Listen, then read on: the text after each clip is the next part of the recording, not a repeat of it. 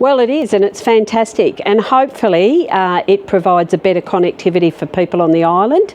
But if it doesn't, I want to know about it. I want to know if there's still pitfalls. I want to know if there's black spots. I want people to be really honest and tell us how it's working, so that we can at least work out, if there are gaps, then we need to look at how we can fix them.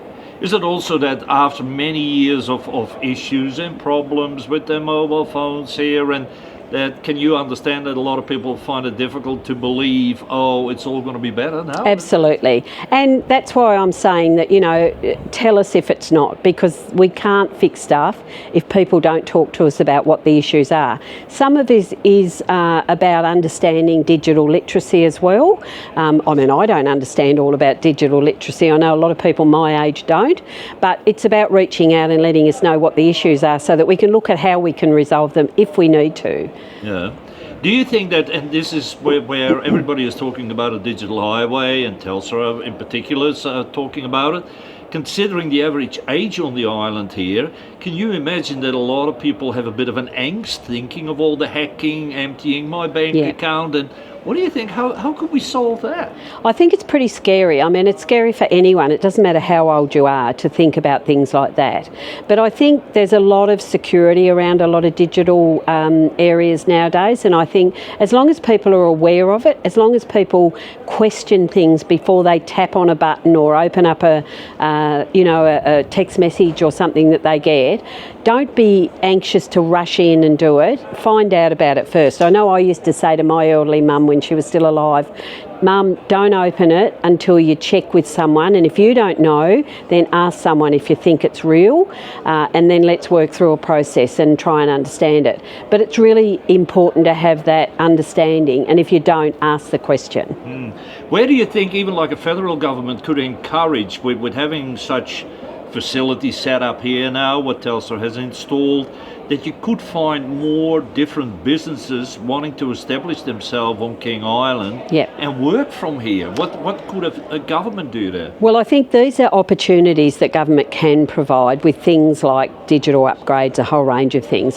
People nowadays can, and we proved that during COVID, people can pretty much work from anywhere if they've got connectivity. I know there are areas on mainland Tasmania where people have moved to for the peace and solitude, but they want to still be able to work. And there are lots of people who work in regional areas nowadays who, they might do lots of different things, and they might, work right out across the world, in fact. And in fact, yesterday we went to Grange Resources, which is a mine down the west coast of Tasmania.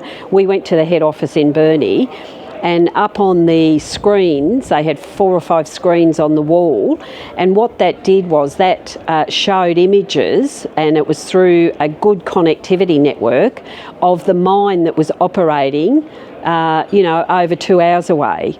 And so those sort of opportunities are opening up places like King Island to people to come and live and work, but reach out right across the globe, really. It's fantastic. And I think we need to have connectivity. We need to have good connectivity. And I think certainly the role of government is to support that in the sort of things that have been done here over this last couple of days on King Island. Great connectivity. We're lacking a lot of connectivity with the clouds to give us rain, and the farmers are having big problems. Yep.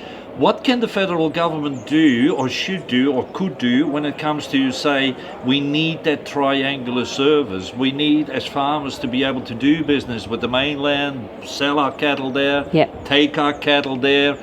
We're all part of, as we know from the past, Highway Number 1, where we should all have equal and same sort of facilities and transport. Can the government, your government, do more there?